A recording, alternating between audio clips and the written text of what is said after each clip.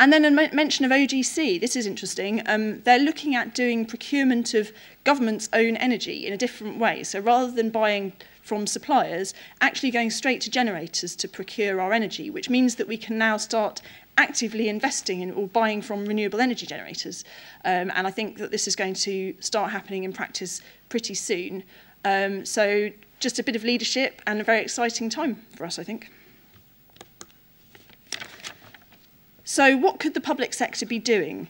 And well, you'll all know that there are kind of two different bits to this. There's what you do yourselves, and there's also how we can help other people and sort of provide facilitation. So suggested leading feasibility and scoping work on behalf of communities, looking in the local area, and we're helping to do this at a very high level. DEC's been funding capacity assessments in what was the regions, and now it's groupings of local authorities, to look at what might be the potential across your grouping of local authorities for renewable energy generation. And I hope that the data that those assessments produce will filter down and be really useful, and that you can start using that to give communities an idea of, what might be the opportunities for them to get involved. Use your planning powers. I mentioned this already. Doing one's own thing, solar generation on the roofs, all of that is great. The biggest generation opportunities will mostly come from large-scale wind farms and large-scale biomass installations, and there's sort of no getting away from that. It may not be that it's your own operation, but to the extent that planning applications come in, I just wanted to highlight the absolutely enormous role that you play in consenting those and considering them carefully. And we in DEC want to provide as much support as we can on that. We're a bit constrained budget-wise at the moment, as you will imagine. But anything that, if you come across difficulties with planning processes and want to talk about it, do give us a ring. Thinking about wider benefits of public sector projects. So if you're doing an installation or you're doing a project, how can it impact on the community around you? That's pretty straightforward stuff. And support the development of neighbourhood-wide and community-level schemes. I probably should have had this slide earlier. This is an emissions breakdown of where emissions come from by end user across the economy. And public sector comes out as 4.6%, so significant but not massive. But I think the important thing is, again, the facilitation role. So even if it's not on your own operations, supporting communities, working on planning applications. And I mean, even if you're generating electricity, which you then sell back to the grid, in a sense, that's offsetting other people's emissions through the renewables in the grid. So that's excellent too. Moving into bullet points. What's the opportunity roughly? We've done a bit of initial work on this. The first bullet point is unashamedly taken off the Environment Agency website, but they say that public sector bodies own more than 10% of land in the UK, at the moment at least, including tens of thousands of buildings and over 1 million hectares of land. So pretty big opportunity there.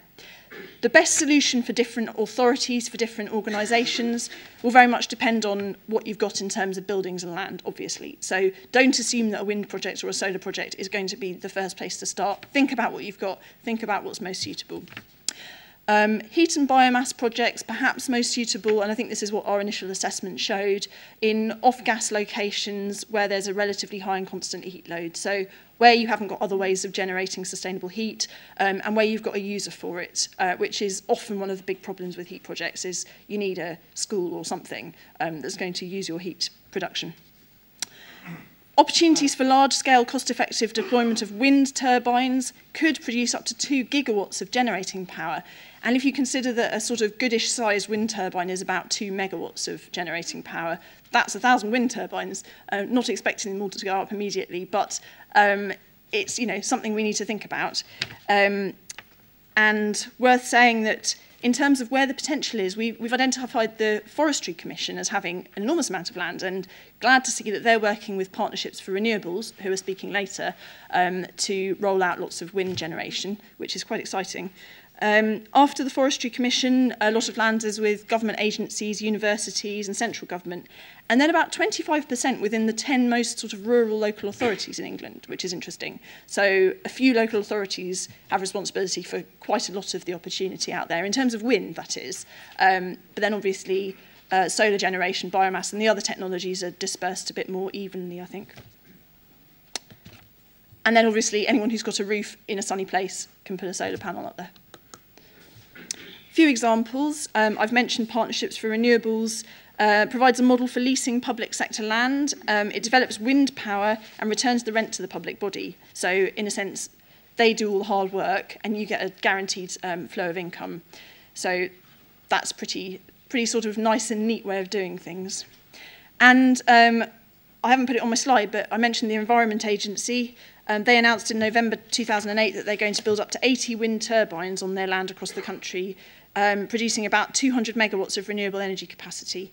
And importantly, those turbines will generate up to £2.4 million of revenue each year. So there'll be a bit of a payback period, but that money can be ploughed back into protecting and improving the environment and adapting to climate change. So money generated for the good of the country, essentially. Some other good examples, Bristol have recently invested in 2 wind turbines on a brownfield site in Avonmouth, and again, they'll be generating returns. They estimate that the payback period will be about 10 years, but after that, they'll be in profit. Birmingham is doing a massive photovoltaic rollout, starting with 10,000 council homes, but I believe they're looking at a lot more than that subsequently. Abigail's about to talk about the local government group's offer on climate change, so I won't say much, but we're really pleased to see that. And I know Chris Huhn has taken a really close personal interest in what the local government group is doing.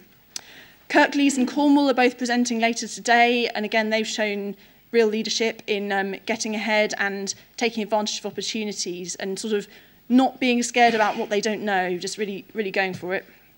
And then a slightly different approach in Eastbourne, they've done some energy master planning, so looking at opportunities and making it very clear to their constituents and residents. And that's shown that you can engage communities at the beginning, at the outset, so that when you come forward with specific proposals, they're already on your side. And that's only a few examples. It would take me a long time to talk about what everybody's doing, but we're very pleased with it. And always keen to talk about it. If you've got an example you want to talk about, you think a ministerial visit might be interesting, no promises, but ministers are sometimes keen to go and look at what's happening on the ground. Do just get in touch. And that's it. I've taken a picture from Constable to finish of perhaps one of the earliest renewable energy installations. It's a water mill. You can perhaps see just there, and I haven't asked for copyright, so I hope that's okay. I thought Constable's dead, so he probably doesn't mind. And that's pretty much it. Do get in touch anytime, and thank you very much.